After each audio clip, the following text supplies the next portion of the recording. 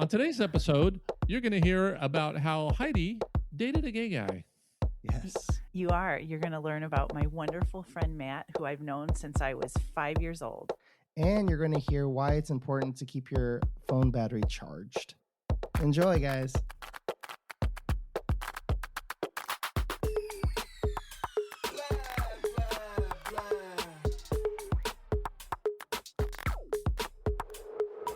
Hey, welcome to Faith Rehab. Here we are once again with real talk about church hurt, healing, and rebuilding your faith. Yes. I'm Steve. I'm a professional therapist, and I'm not your therapist, so you get a freebie, and you get to ignore me at all costs. Yes, that's what I do. Hey, my name is CJ, former BMI Too High. I'm still BMI Too High, but not too much. I don't know what to do. April messed up my name. She messed you up. Your cousin. Just lean into it. BMI kind of high? It's getting lower.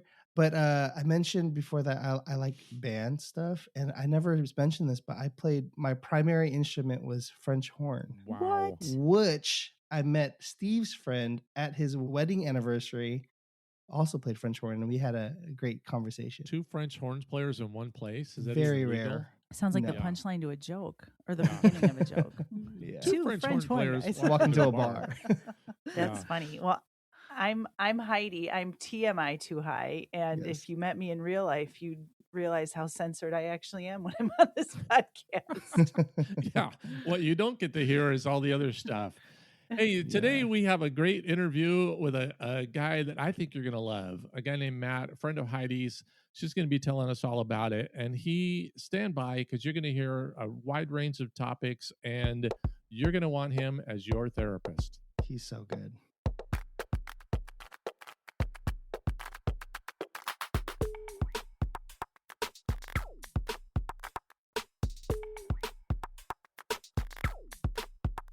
Add it up. So today it is my pleasure to introduce to you my oldest and dearest friend, Matthew Scott. We have known each other since kindergarten, if you can believe that. Whoa. And we are so happy and excited to have you here, Matt. Welcome, Matt. I'm very happy to be here. Yeah, Heidi and I had a matching pair of mittens, Whoa. part of our Origin story. origin story, yes. We met on the playground and we had the same mittens, which were men's black socks, What? because we were poor. Oh, we were Oh. poor. Mm-hmm. That's funny. Matt doesn't have the same memory as I do, but that's because I like to fabricate sometimes a little bit. No. So you were on the playground and you saw another kid with black socks on their hands, and you guys just approach each other. I have like very little memory of my childhood. Heidi is my memory. So if I need to remember like what happened, like Heidi, tell me about my It's childhood. true. I think I was always fascinated by Matt from the time I was small because I'm such a deep feeler, and Matt was a deep feeler is how I remember him. Like, I mean, when we went to a Christian school and when Matt would pray, he would kneel on the seat of the desk and kind of he'd fold his hands and he would put his head down on the desk, and he just prayed these mature prayers for such a little body. And I have so much love and admiration for Matt that I'm almost worried about how to interview him because we've been through a lot together, and he's so special to me. Our favorite thing to do is sing together. Yeah. Oh, we have to have this on the show. A duet. Pick a tune and let's go. Come on. I got it. Everybody loves the way you move, From the the way you talk, to the way. The delay is tough. This is But I can see literally it. how I can it see it. goes. We like 20 to 30% of the lyrics, and We just go with it. I love it. Matt has a rule. If you start to sing the words wrong, you have to be committed. Like, you can't, Yeah. because we used to leave Marco Polos for each other where we would just like sing. We need to bring that back. First of all, thank you for giving our listeners some advice that if you're looking for friends, just go buy some men's socks, put them on your hand. It's it's tried and true. People have used this Yeah. for decades. Yeah. But let's give people an idea of, like, other than being Heidi's oldest and dearest friend and a wonderful guy who I had an opportunity to meet, I'm just going to rapid fire you with some questions. Okay. Matt, you have a bachelor's degree. We're going to go real quick. Where did you get it from? College of the Ozarks. College of the Ozarks. Like, what is their mascot? Is it like a mountain or a goat, or what is the Bobcats? The Bobcats. Actually. All right. Mhm. Go Bobcats. Go Bobcats. You have also a master's degree. Where did you get your master's? I got a master's degree from Regent University, Pat Okay. Robertson 700 Club. Okay. Yeah, I got an MFA in acting and directing there, and then kind of call that my former life. And then in my my second go at life, I got a master's degree from Missouri State University in counseling. You went from acting to counseling. As a professional therapist myself, I would say that seems like a very seamless transition. Yeah. Don't let your clients know I said that. So acting, and you were doing like a lot of producing, acting, that kind of stuff. What was your favorite role? What have you done that was like a fun actually, role? A Midsummer Night's Dream Yes. was my favorite. I was there for that. I 90% was sure that you were there for that and was about to say it, and was like, I think Heidi was there for that. Yeah, it was lovely, very funny, and were you Thisbe? I don't remember. Yeah, Francis Flute, who played Thisbe, and yeah, that was a lot of fun. I really like physical comedy, so nice. So for a professional therapist, there's like initials after their names. What are the initials after your name? LPC, licensed professional counselor. Oh, okay. California finally has that. That was a big thing in the Midwest for a long time, but California finally has that. And tell us what you're doing now. What's your practice? What do you do? Full time, I work private practice, so I work for myself. Downtown Springfield. I have a office here working with adult clients, largely LGBTQ community, clients with trauma experiences, deconstructing their faith. And those are kind of the primary clients that I work with. Okay. So at the end, I'm going to turn this back over to Heidi in a second, but just for our listeners, if you hear some stuff that you like, and believe me, you will, if you are in the greater Missouri area, we're going to give you his contact information and let you figure out how to get a hold of him. He does in person and also video. So you can be wherever there. I can't even name towns in Missouri other than St. Louis and Springfield. And I think the Simpsons are there in Springfield anyway. So that people can get a hold of you, and we'll give them all that information at the end. But thank you for that little sort of bio. Now let's get back to the fun stuff that Heidi has planned. I think I would add something that I really admire about Matt. I always wanted to believe that like my life was a work of art. And Matt lives that way, whether it's intentional or not, in how he decorates and how he works with his hands. I mean, he's like a craftsman, and he has plants and animals, and he lives his life with like whimsy and radical inclusion of other people. If I had to like capture Matt in a story, when I went through my divorce, Matt got in the car and just drove up to be with me. Wow. And we shared my first Easter as a pastor's wife without a church community or a husband on Lake Michigan. And we did this thing where we were like writing on rocks the things that we wanted to let go of. And you know, you watch the movies and it's like this dramatic, like you're putting it on a rock and you're throwing it in the water.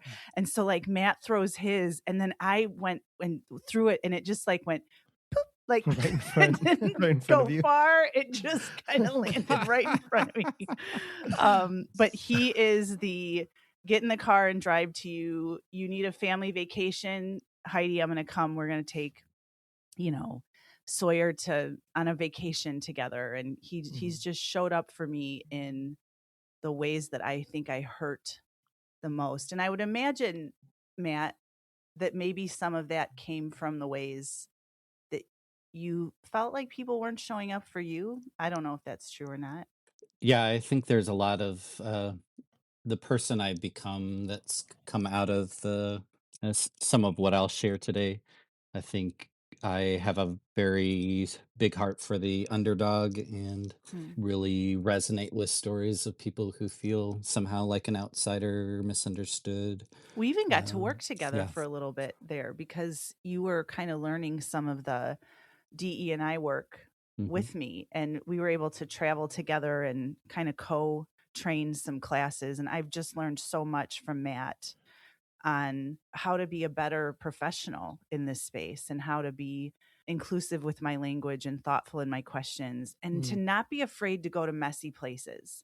That if I trust myself enough, we can have a mature conversation about something hard and land in a good place. So, again, to go back to my original question, to share with the listeners and us how you would describe your growing up experience.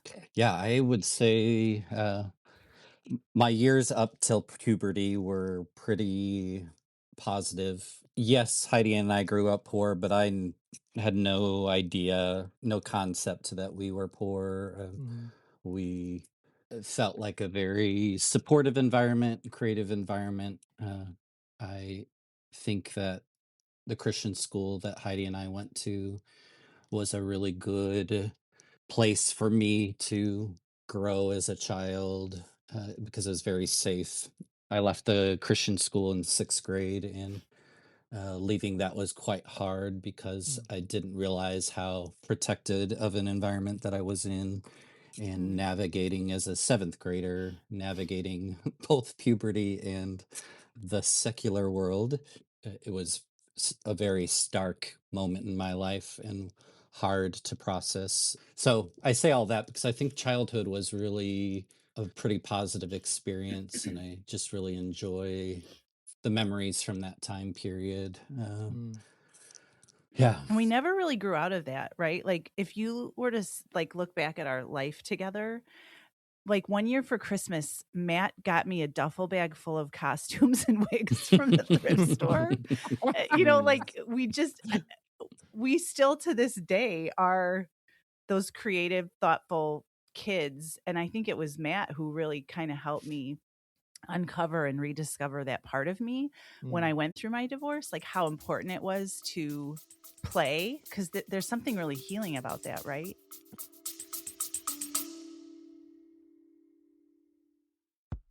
If this is hitting home, leave us a review. It helps others to find us. We'd also love to hear your church hurt story for a future episode. To share your story or to partner with us, head to faithrehabpodcast.com.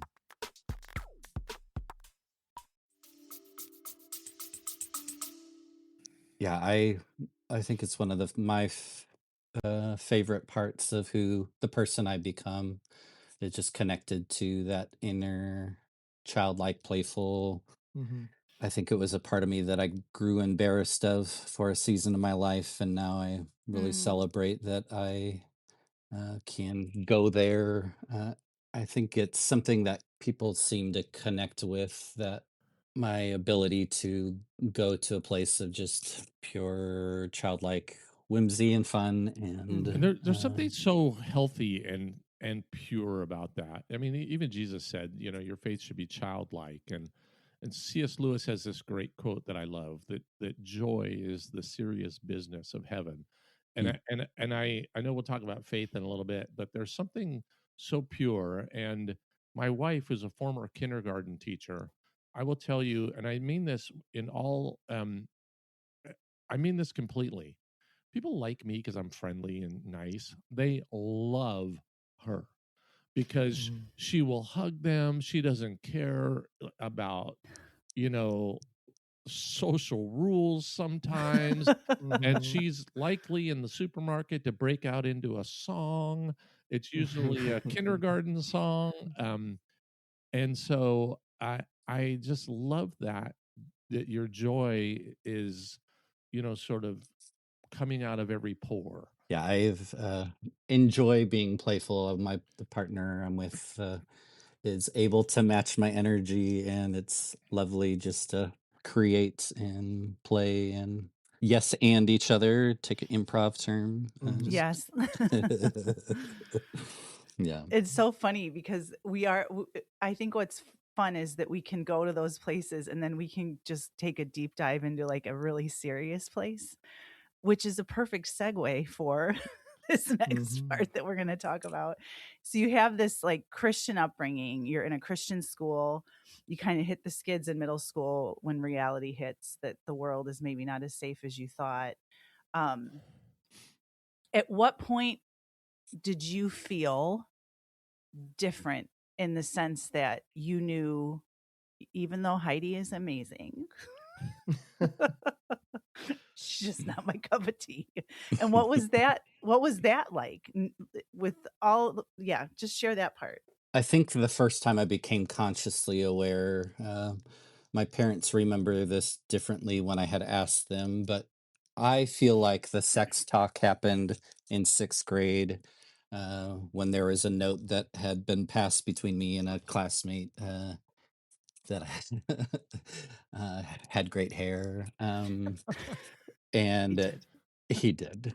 And the note was found, and it was clearly some kind of flirting. And I didn't recognize it at the time of what that was, but that was the first time through the sex talk I'm learning, like, oh, this is different for a boy to be attracted to boys. Mhm. I know that that message had to be received earlier on, but that was the first time I can remember it being a stark, like, first awareness that this is a problem, and Hmm. uh, this is going to be a problem. So you knew even then that there was maybe some shame attached to it, that because of how we grew up, maybe. Yeah, yeah, there was definitely a lot of shame there, and I think that's where puberty just became a very stark moment of, this is a really big problem that I have to fix. There's a beautiful sense of belonging in the church community where when everything's working and you're existing within the framework, and in that moment you're like, oh, this is a very uncomfortable position to be in. I think kind of propelled what ended up being probably 15 years of my life of trying to fight that reality of being gay. I'm just trying to get a picture of that kind of shameful moments. Were people saying things? Were you just feeling I'm an other? I don't fit in. All these people are X and I'm Y. How was that playing itself out? I don't really remember any specific language around being different.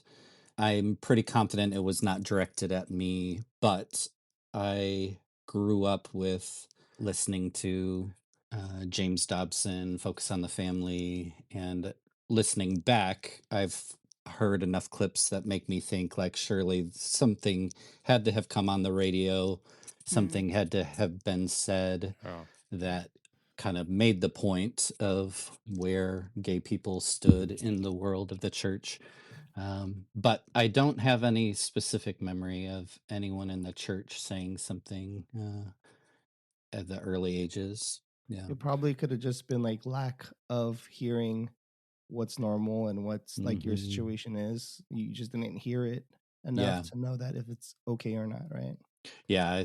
Definitely not something talked about, which is so different than younger people going through school now. I mean, Yeah. being Mhm. gay is at least discussed, a topic that's still people have differing opinions on, but I don't remember outside of it being a slur. I don't really remember it being a discussion of gay people or well, obviously gay marriages weren't a thing at the time. So you kind of in middle school can feel the difference. And then you moved away to Missouri. Hmm. And what was that like? That was 4th grade or 3rd grade, and that's funny. I still remember that as being a positive experience, but I know that it wasn't, because I went to public school, and I remember Mm. taking everything. I had a teacher that would blanketly say you all are bad kids or you all are troublemakers, and I would take every bit Wow. like a personal, like, she's talking about me, what am I doing? And so I think my nervous system for someone who's never been in trouble and wants to Mm. be the good kid didn't understand that I was not who she was talking about. But Mm. I say all that because I think that was still, until puberty hit, I still have a fair amount of positive memories of just all of that time. And Sorry. to my parents' credit, I don't feel like I was ever not allowed to be who I was as a kid. So I would play dress up. I would dress as a girl, put on wigs, put on makeup, and I never felt like I had to be something other than what I was as a kid. I think Mm. puberty that changed, but at least during that time frame, it was okay to explore and be creative. Was there a big cultural difference from when you moved there, being the Bible Belt, and I have family there. I've heard things like Lee Summit is nearby, and was there a big change in that regard?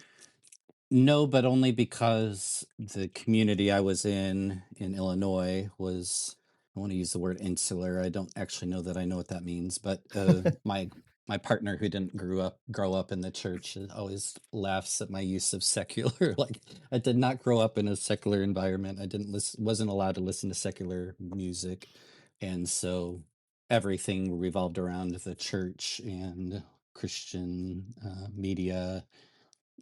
So But that was a lot of having to do with your parents' upbringing, and then I don't remember what their jobs were, but that was sort of how they were raising their family. We're gonna be mhm, Christian. We're gonna live in this world and this insular bubble. Mm. mhm. Yeah, Matt, am I remembering this right? Were they missionaries or they were church related work or something like I that? think it was in that third or fourth grade time period. My dad felt called to become a missionary to Portugal. And Mm. so, for what I remember to be a year-ish, we were uh, out trying to raise funds, going to churches, um, Mm. visiting different churches, and trying to get um, to be taken on as part of their missions And work. I was devastated. Like, I remember you talking about it, and I like coming to school and praying about it, that because you take prayer requests when you're in a Christian Mhm. school, and just Mm. thinking, what does this mean? I have abandonment issues. And he's gonna leave me. He came to my birthday party right before he had moved, and he bought me a blue jean purse and Mm. walked around the party with it the whole time. Like, I opened it, and then he was like, "Thank you."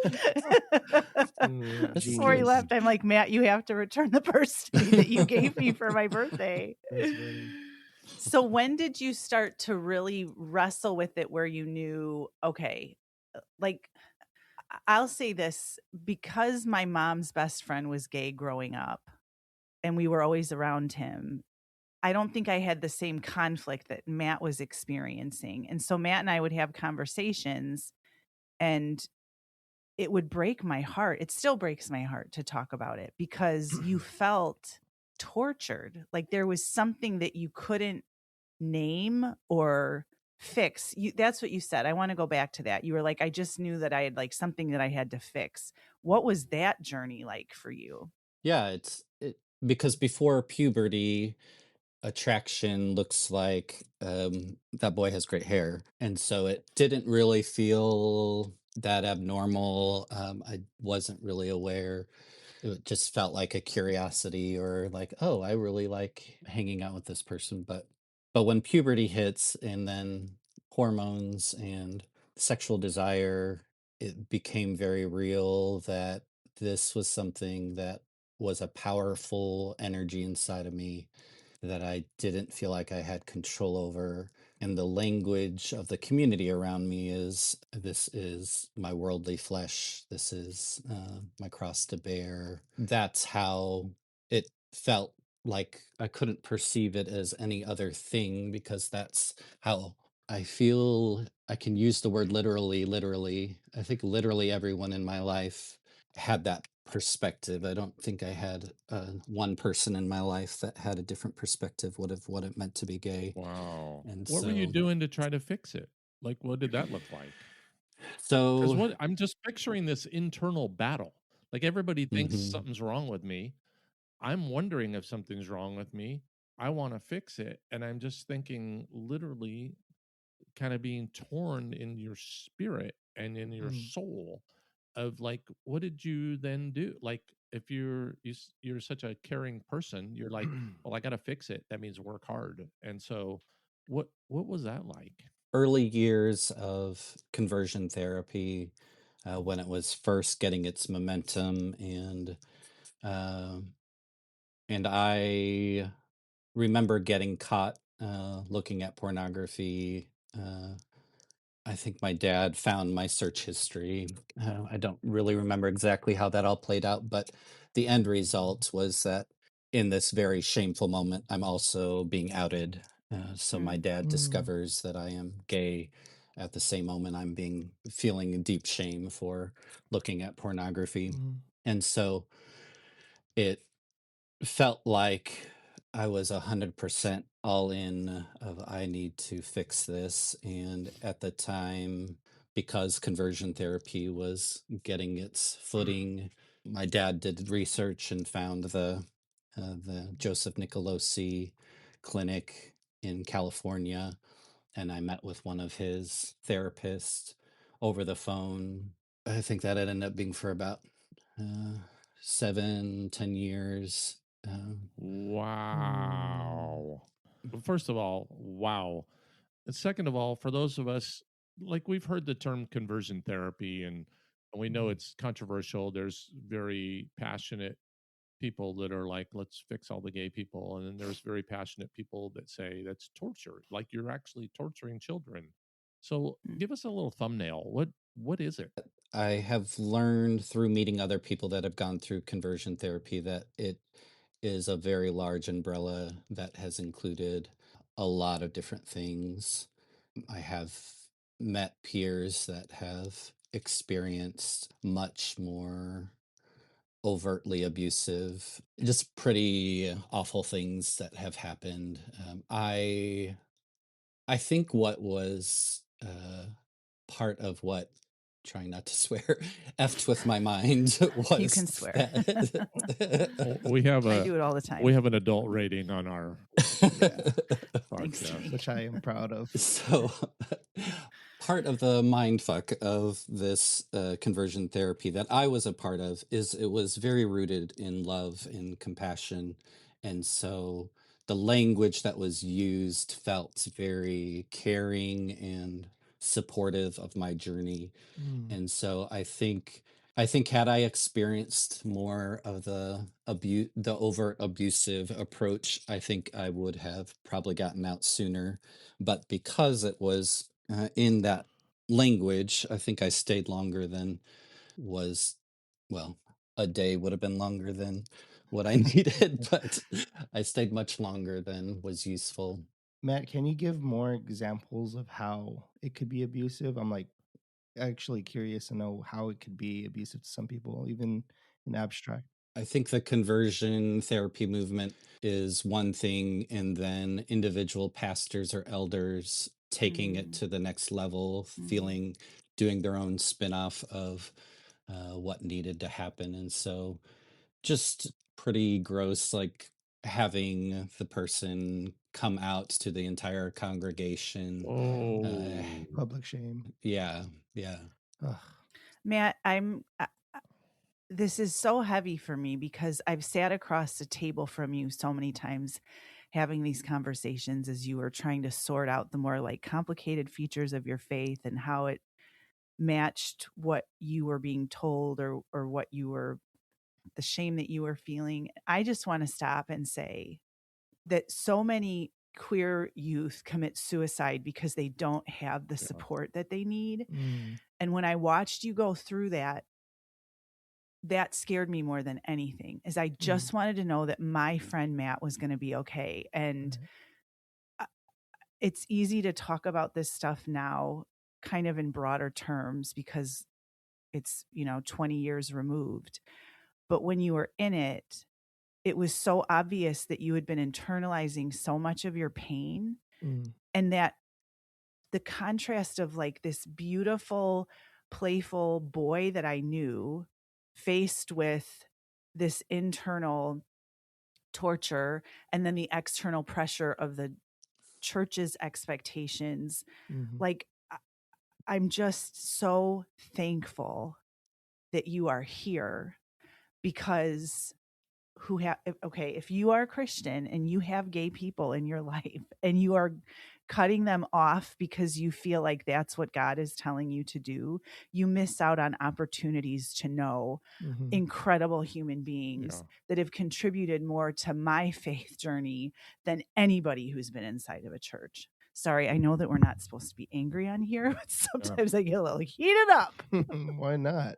Can be. No, we're supposed to be real is what we're supposed to be. And thank you for that. I just echo that. And I'd like for you to talk about this a little bit more, maybe, Matt, is that sincerely you were trying to not be gay. For those that don't know, I had the privilege of meeting Matt earlier, I think a year ago or something like that, and just came to love just a beautiful soul. And I don't know anybody who has tried harder to not be gay just to please God and please Christian people and please his family. And I know there are people listening, Matt, that are not really sure what that means, but there's other people that go, I feel that. I've been trying that. Can you just talk about that for a minute?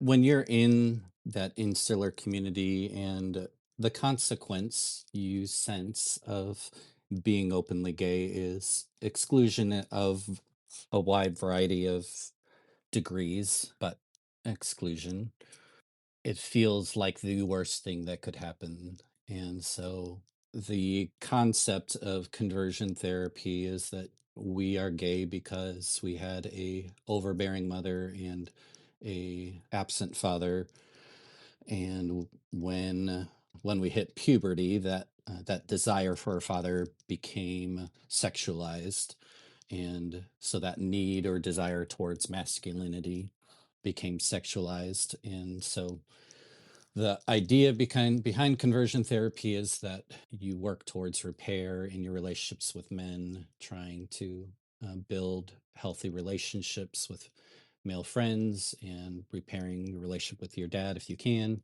And so I did all of that.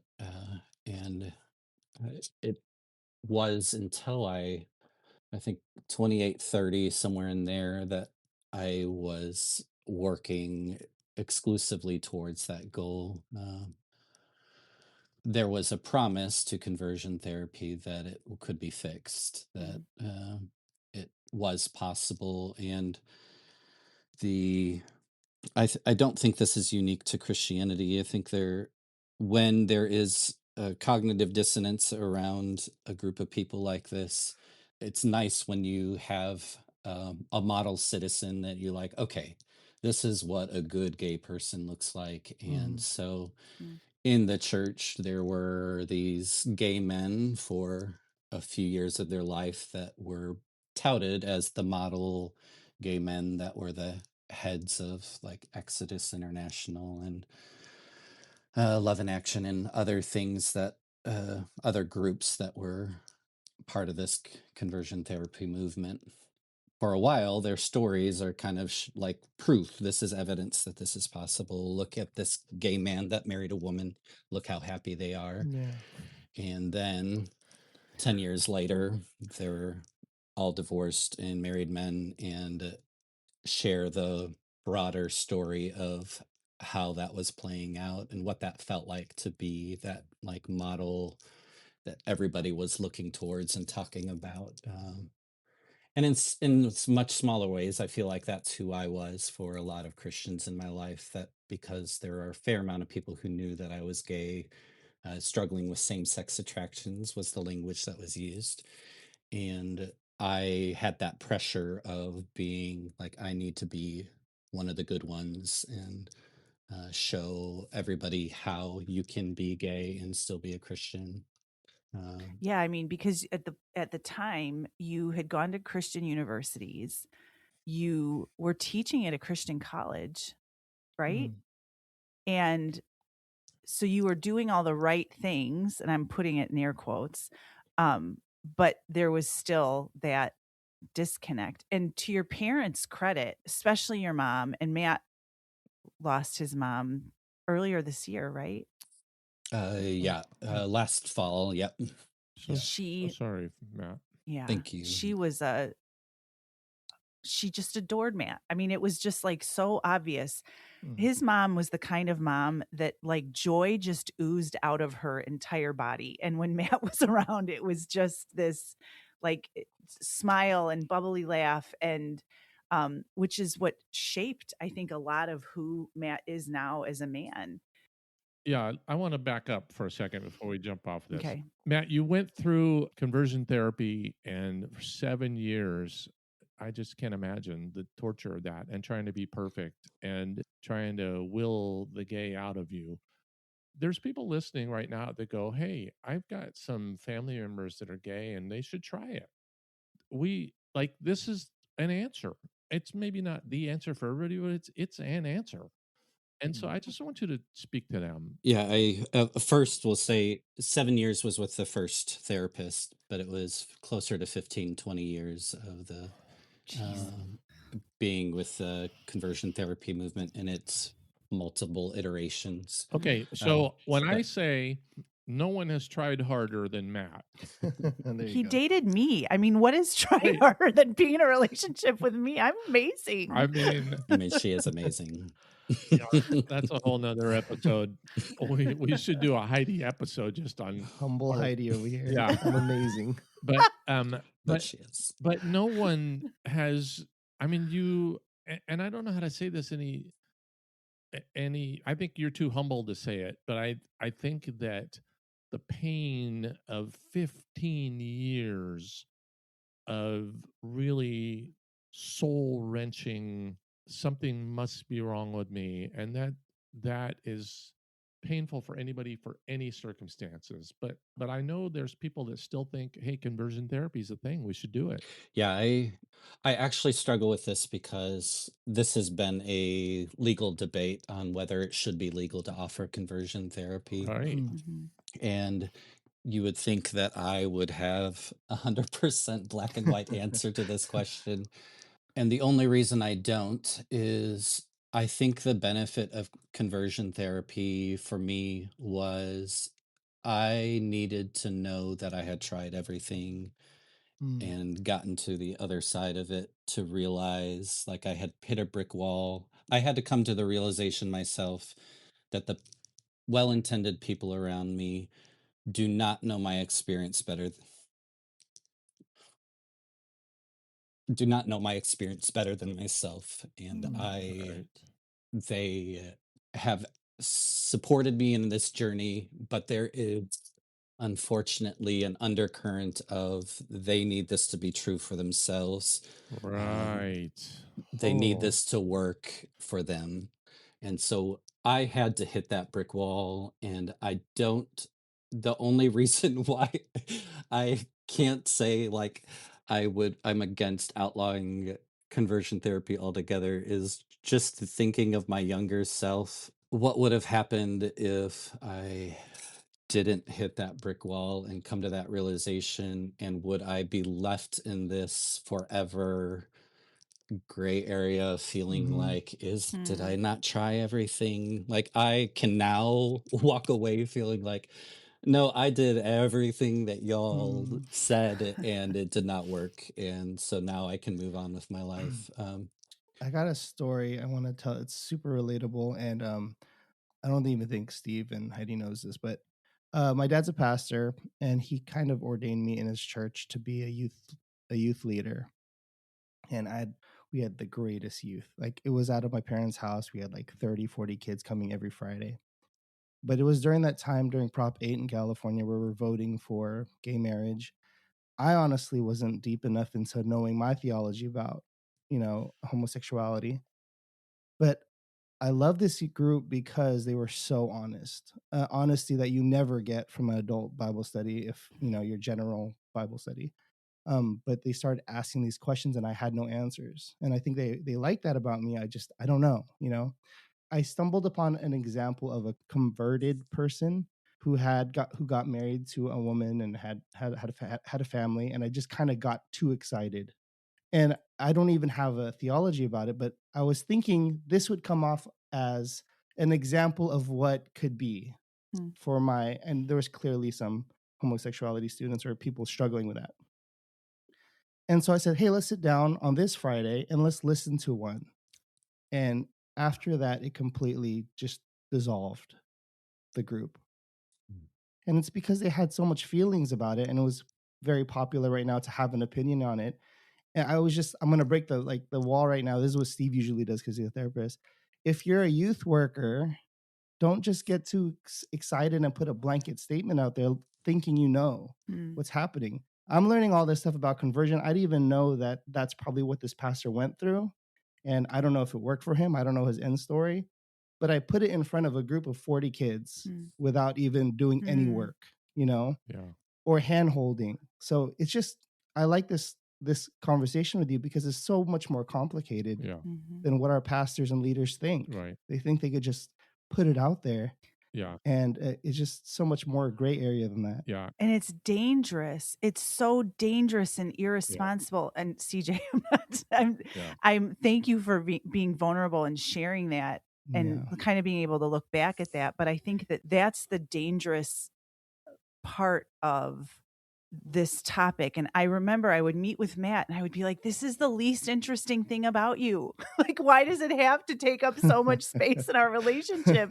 But it's because we come from a construct where if you don't fit inside the lines, then you have to become like all eyes are on Matt and he's got to carry this. And can he be the one that is the next testimony of God's goodness? And it's like, no, Matt, you are that without being attached to any certain outcome. And so CJ, like, again, just thank you for sharing that because it is a reminder that when we're not careful, we can do more harm than good. And like Matt said, it's good intentioned people. It's not like they were trying to be assholes. They thought they were doing the Lord's work. Right. And I think Matt said something that I appreciate, and I want to reiterate it because when I worked with gang members, I used to have this thought: they don't want you; they want more of them. And I think sometimes those of us that are hetero are kind of like threatened by people that are outside anything. They're trans, they're intersex, they're gay, whatever, because it's not us, and we want more of us because it validates us. And it's really about us, not about appreciating the them. And now, can I tell a story? Because I don't know if this relates. You may have to edit this whole thing out. But I was thinking about this yesterday when I was walking. So I have a brother who robbed the gene pool. Like, this is all that was left when he was done with it. He has a PhD in biomedical physics. So if you've ever had any kind of scan of any kind or any of your family members, he's had his fingerprints all over it. He's like a vice chancellor at UCLA. I mean, he's a real deal kind of guy, but he's left-handed. And when he was born and when he started becoming left-handed, they would tape up his left hand. They would tape a thing into his right hand and teach him how to be right-handed. And I think back about how they were so worried about him being left-handed. And now fast forward to all the good that he's done in the world. Yeah. And I think about Matt, and I think if people were so worried about him being gay, they would miss and have missed all the good, the joy that Heidi's describing, the whimsy, the beauty that he's bringing into the world. And now that he's helping people on the other side, where he's a therapist and people are coming into his office every week getting help for so many things that they had missed because they were worried he was left-handed. Yes, and I love that analogy because we talk about this in our training. left-handed people know something that right-handed people never think about. The world is made for right-handed people. Yeah. All day long, left-handed people are adapting and right-handed people aren't giving it a second thought. They're not like having prayer circles and, and I think that if you're a part of any marginalized community, you realize that I'm trying to fit into a dominant culture that I either need to conform to or find safe enough people to be myself with. And when I've not met Matt's partner, but when I first was introduced to him through social media, it was like, okay, this is a guy who's got the whimsy, the play, and there's so much healing that happens through relationship. And so I don't want to jump ahead, and I know we're kind of all over the place, but like being able to find a partner where you can be open with, who didn't grow up in the church. Does he just look at you with his mouth open sometimes? Like, what? Yes. Yeah, it's funny to like go back through these stories with him and see it through fresh eyes, because most of the time when I'm telling my story, it's to people that are in the church or have been in the church, and so even the simple word of secular feels like yeah, this is our part of our lingo, and like, what does secular mean? Like, I didn't think that someone could be an adult and not know what the word secular meant. It's funny and not funny to see things from his lens and realize, like, oh, I was very much in a closed circle of people that made it difficult. Somewhere along the line, I came across the name of a possibility model, the idea that there is some possibility of a future for myself, and all my possibilities of what it meant to be gay were very limited.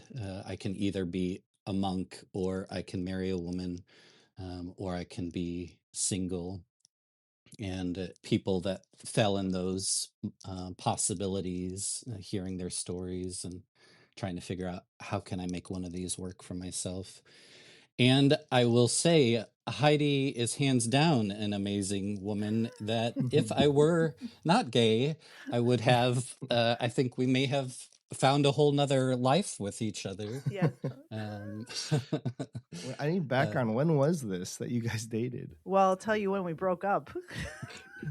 No, tell us when you dated. You can get to the break. 16. 16. I had to be 16 before I could start dating. And He had sent me this beautiful book that he made when I turned 17, where it was like oh gosh, what do they call it? Like, you would listen to a tape while you read the book, and then it would be like, turn the page.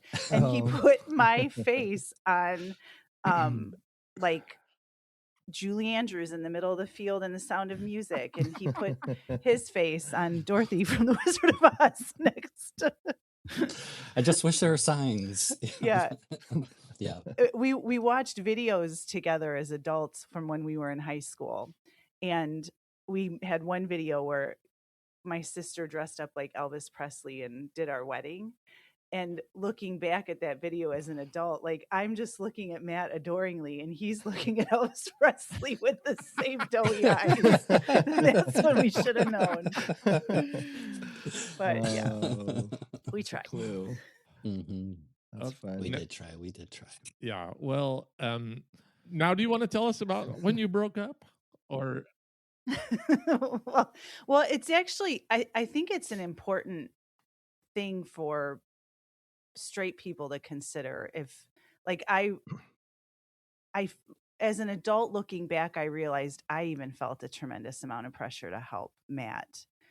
And it was probably like 2 years ago, maybe, when we were in Philadelphia, and we were in a cafe that was totally crowded, bawling our eyes out to each other. I'm sure everybody around us was like, this couple is going through it. Yeah. Like, overhearing that conversation, since I was 16, I've loved you and you're gay.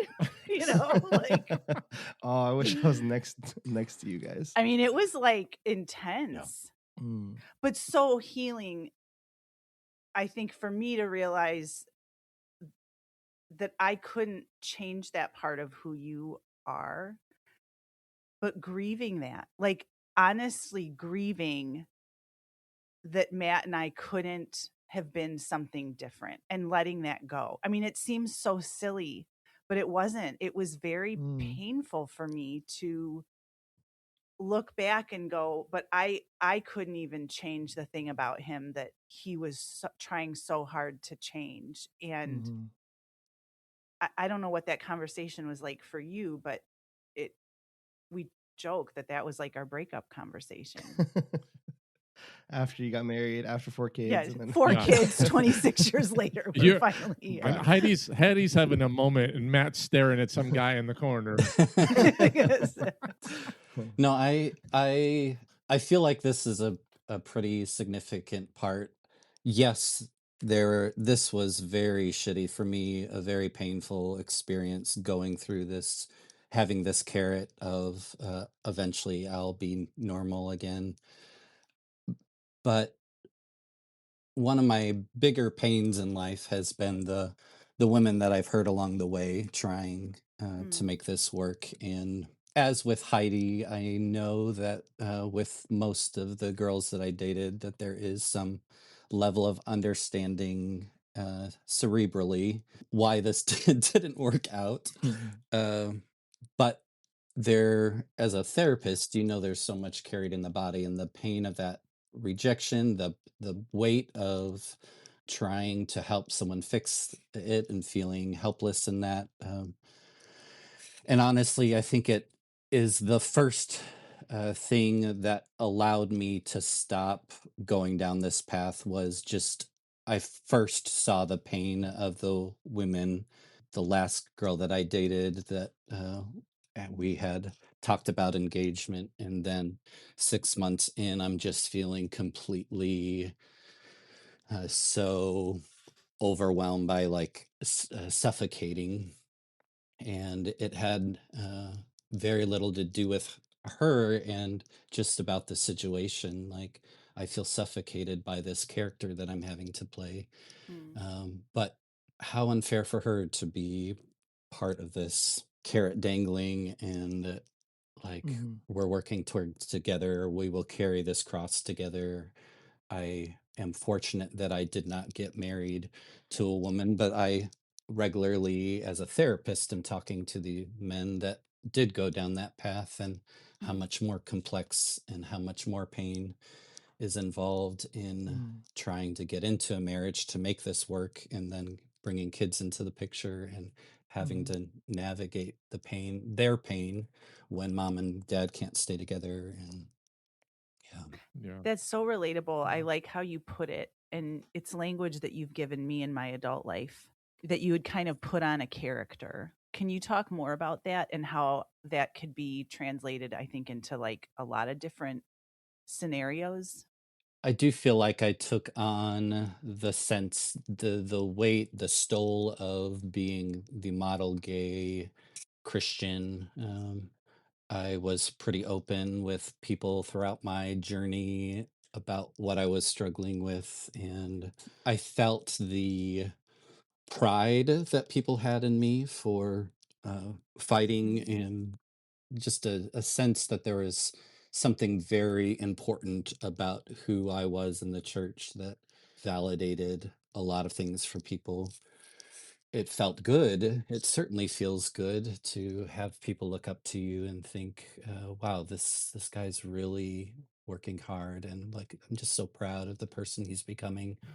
And so that character, I think, listening to your story, Heidi, about being a pastor's wife and what that's like to have that, like, there is a desire for something, a model to look up to, that the mother of the pastor is the model mother, the model wife, in a similar but not the same way, just being the gay man in the church that is seeming to be thriving. And it's an important role that people want you to fulfill. And then similarly, as I experience, like, there comes a point where, like, the weight of this character is too much.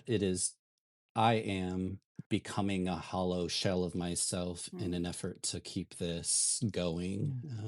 I am not being authentic with anyone, even with myself.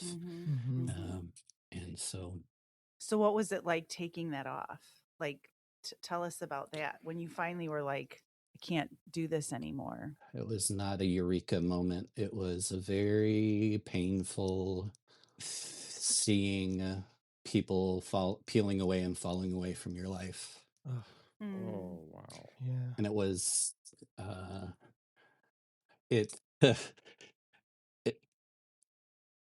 I wasn't expecting it.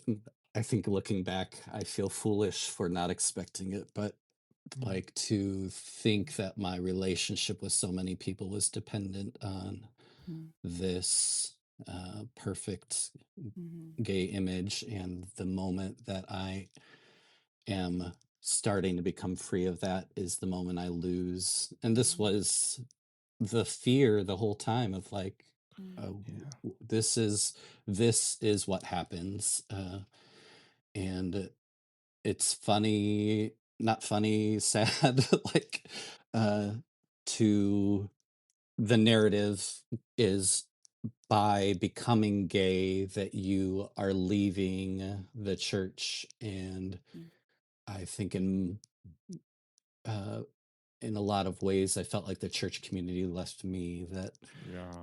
and not all in a shunning way, but just like it was more of a like, I don't have a box for this, what you're going through, and this makes me uncomfy, and I can't coexist with this cognitive dissonance, and so I need to remove myself from this, is how I perceive it. Yeah. Matt, let me talk to my listeners for a second. If your theology has you walking away from somebody because of their sexuality, if your policies have you walking away from somebody because of their sexuality, something's wrong.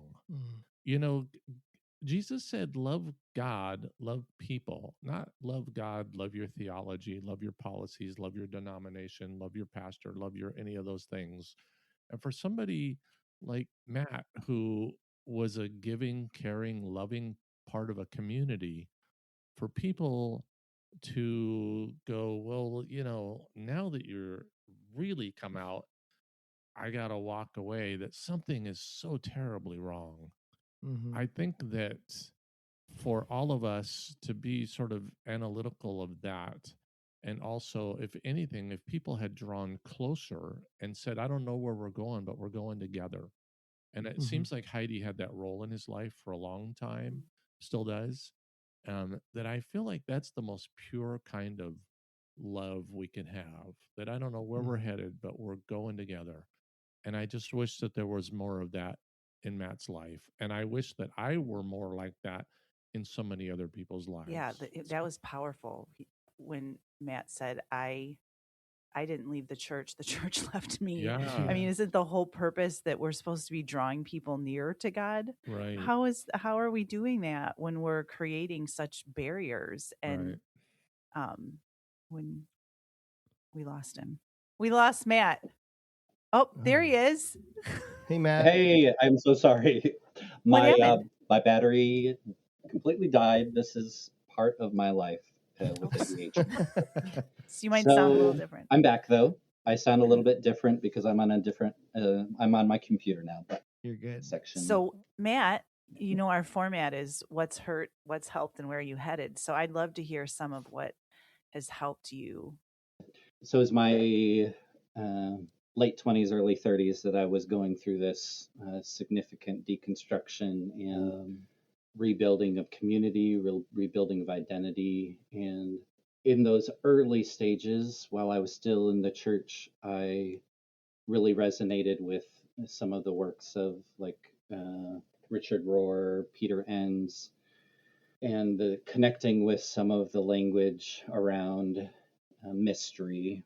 And Peter Enns actually has a book, Sin of Certainty, and I don't remember much about the book, but the concept really resonated of like, I think what I was pressing up against was certainty, that that was what was so hard in the church, is it felt like there was a confidence there that wasn't earned of certainty of what it should mean to be a gay man.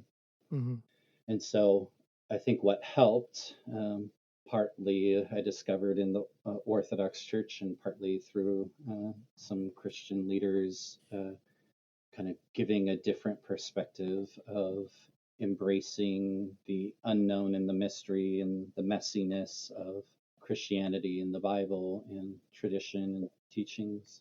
It's so funny to me. Like, Matt comes out to me as gay, and I'm like, cool. He comes out to me as converting to Western Orthodoxy, and I'm like, hold on a second. We need to talk. I'm coming over right now. Tell me more about this. Is there a conversion therapy for that too? Yeah. I mean, you got a sponsor. There was like a whole thing with that, right? Yeah, I think there's probably a lot of weeds that I could go into that experience, but ultimately, I think what helped with the Orthodox Church was there is in some parts of the Orthodox Church, some teachers within, there is a lot of room for mystery of not needing to have everything neatly defined.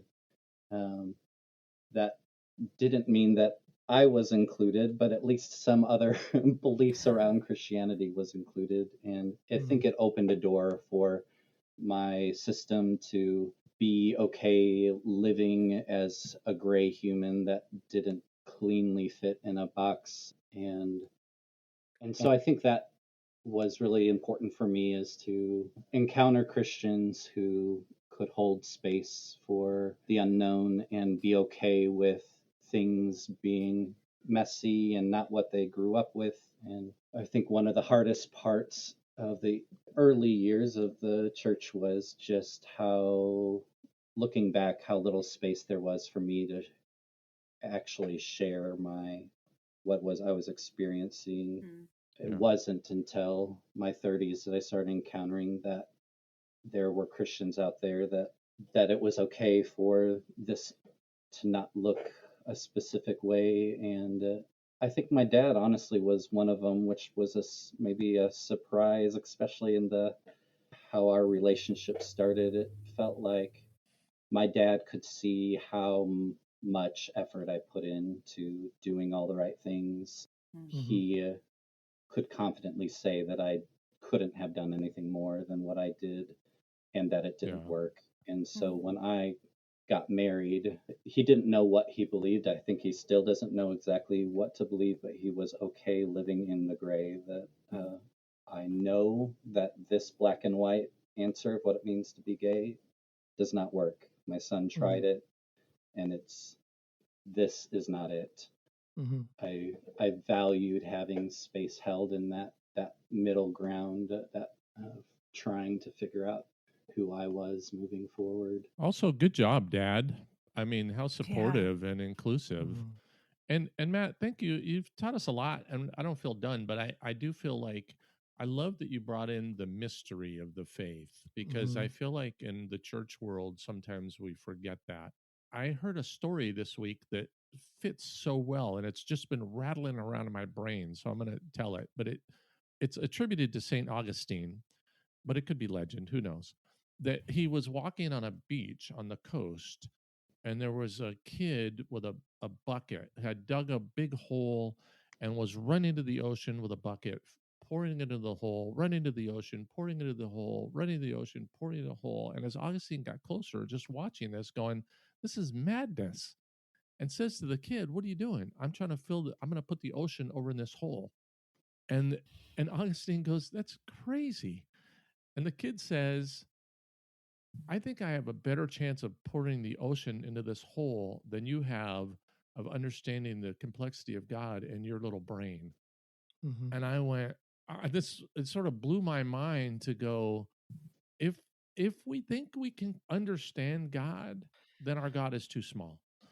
And I just love that you brought up the mystery of the faith, because there are things that we just have to be able to go, I don't know.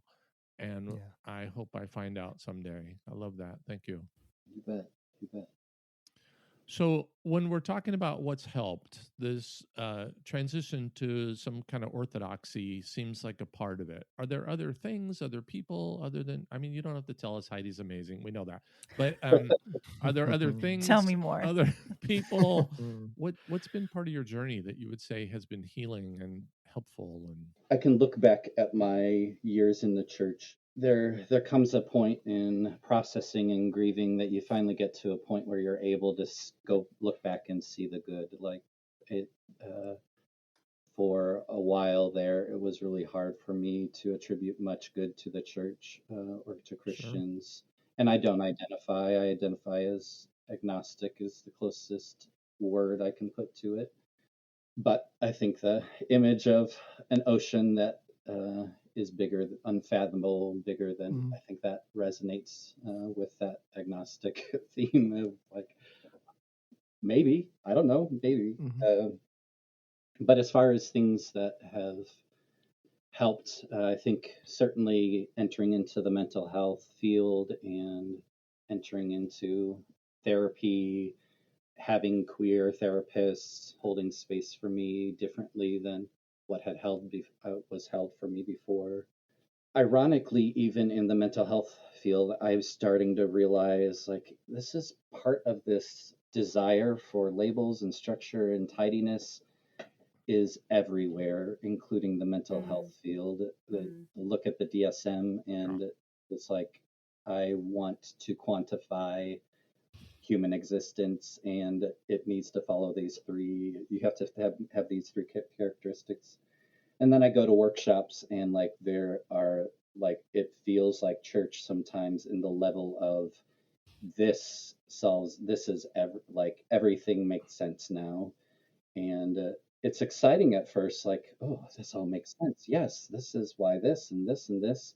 And then you realize, like, later, as even this doesn't make sense of anything, that there are people that are ready to ostracize people that don't believe in their theory. Like, okay, this exists all over.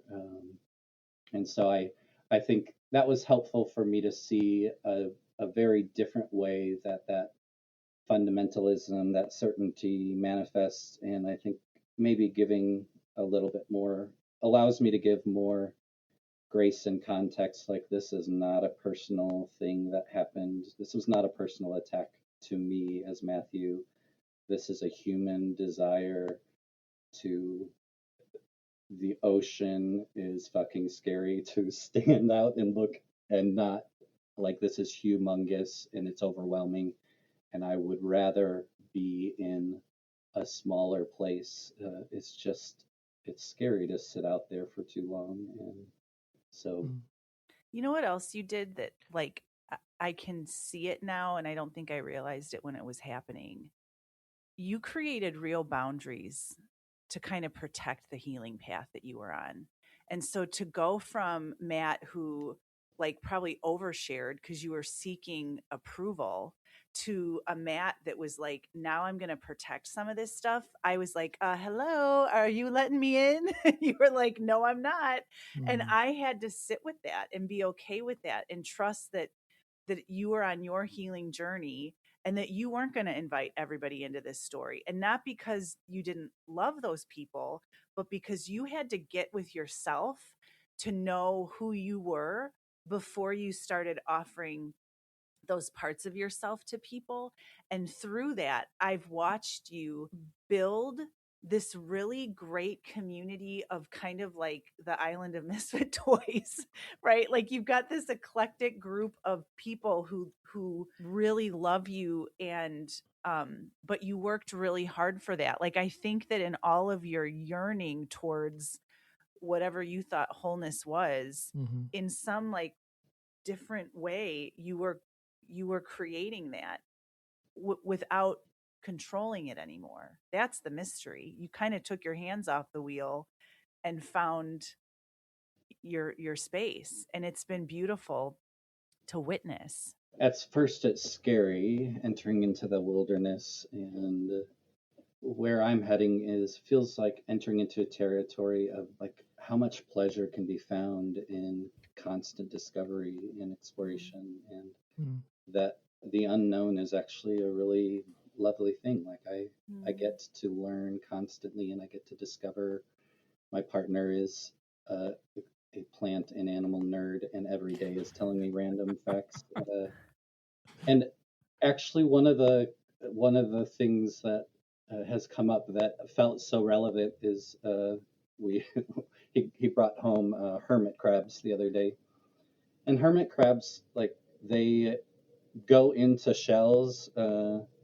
They find empty shells and they stay in those shells to protect themselves, but at some point they have to leave that shell to grow and move on to another shell, and it feels like, in some ways, a beautiful metaphor for how I feel like Yeah. I actually did thrive for a while in the Christian community that I Mhm. grew up in, and it was a beautiful, safe place. And I saw, like, I can look back and say, like, that was really a nice way to grow up. I needed that feeling of safety. And then there came a point where I had to leave, and junior high and public school and secular world was messy, finding these shells along the way. And I think even what you're sharing, Heidi, it feels like of finding a space of I need to be careful of who I let into my world at this specific moment of healing, because I need to figure out who I am apart from the beliefs of all of the people that I grew up with, Yeah. and then to realize, like, and even that's small and limited. I personally don't feel like I want to live a life without Christians or without people who identify with the church. Like, it's important for me to be able to have relationships with people that within the church setting, that I can't stay in this tidy, like, all Christians are bad, or Christianity is a complete shit show. Like, Mhm. it is a limited belief within itself. That's like, I don't know if that serves me anymore to stay there. Yeah. Matt, thank you for that.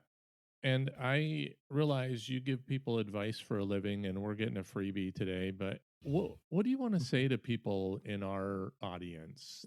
You know, whether they're figuring out how to be gay in their world, or whether they're figuring out how to be fill in the blank in their world. What what can you tell us about your journey that you want other people to know? I feel like there's two things that come to mind. One, for the people that are in that journey feeling like an outsider, of letting this process be messy.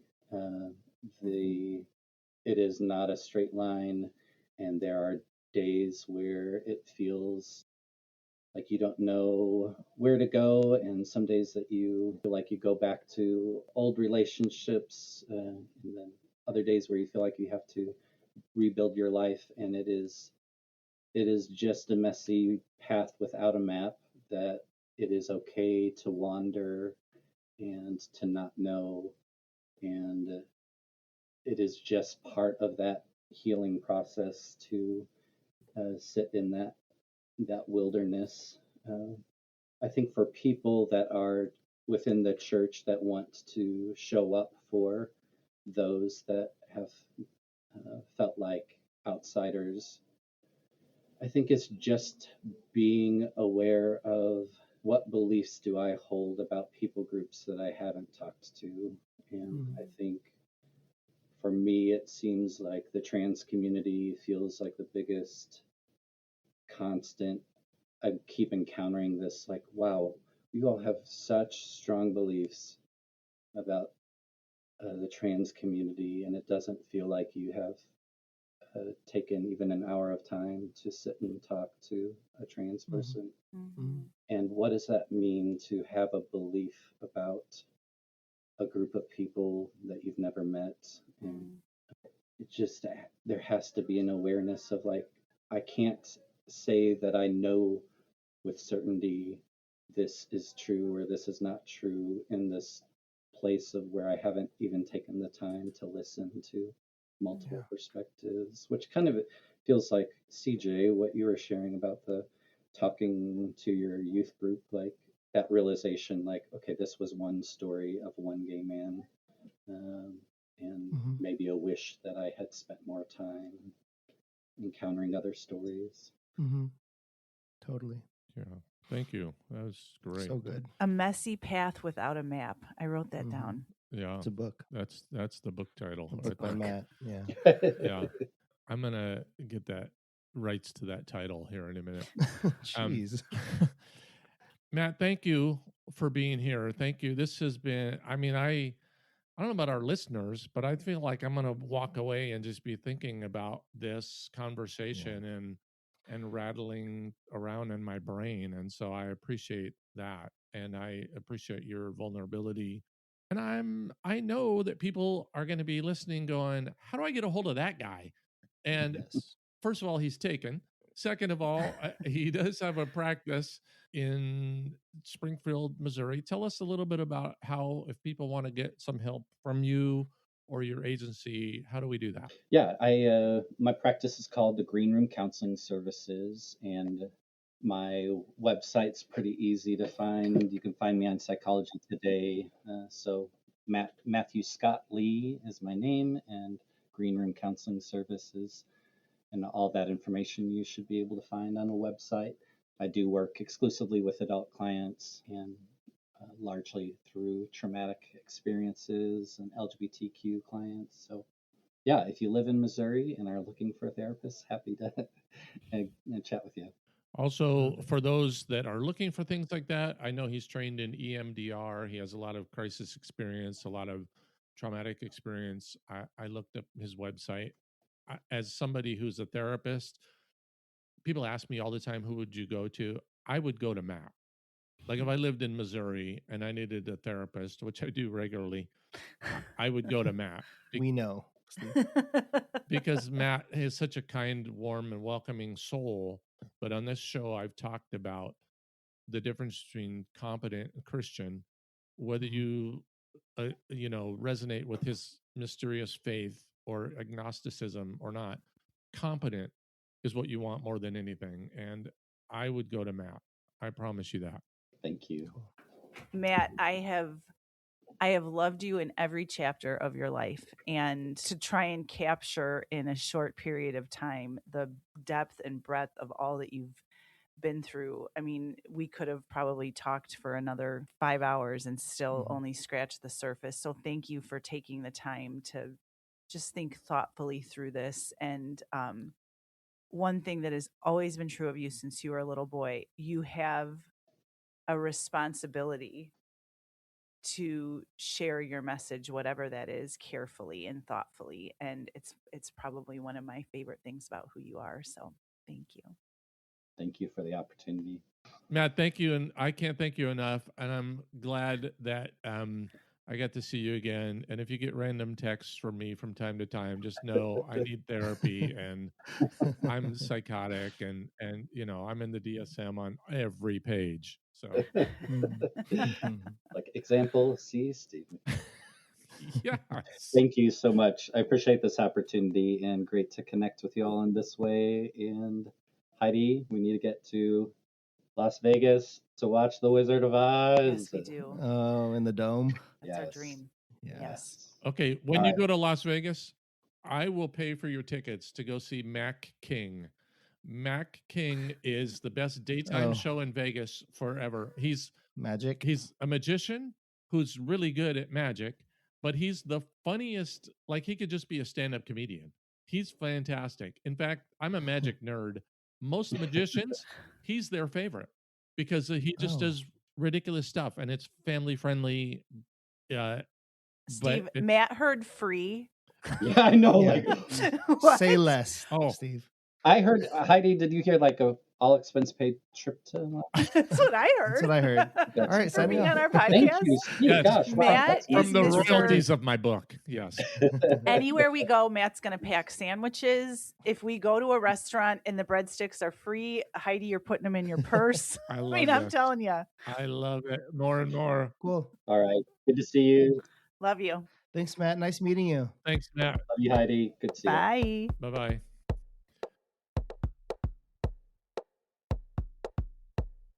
Okay, all right. That was wow, Matt. All right, so let's go around the room. What did you learn today? One, I didn't know that much in depth of conversion therapy stuff, so I'm so thankful. But also the image of someone having to grieve every day as people left your life is something like sometimes I grieve, from a death one time in a couple of years, but that just him saying that was like, there, people are going through a lot. You should probably be more sensitive of that. Yeah, I mean, I'm just sitting with so much of it. I think that what I appreciated most about what he said was towards the end when he said it's a messy path without a map, which I think is relatable to so many people. We just feel like we're kind of lost out in the world, finding our way, and when we find the right people who will listen to our experiences and hear our stories, that's when we find real connection inside or outside of the church. That's so good. How about you, Steve? I learned that no matter what your theory is about why someone is different, no matter what your theology is about why somebody's different, that really what we're called to love them. And it's easy to talk about theology, and you should probably do that over coffee with your best friend. But really to be there, show up, and just love people. I feel like that's what we're all called to do. I love it. Yeah. Thanks, Matt. So good. Thank you, Matt. Thanks, Matt. And you know what? We'll see you next on Faith Rehab. Be blessed. Bye.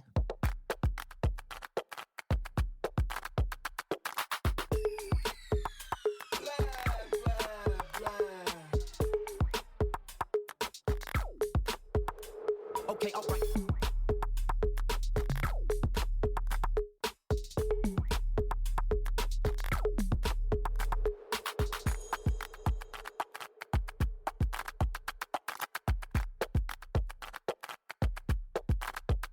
Add it up.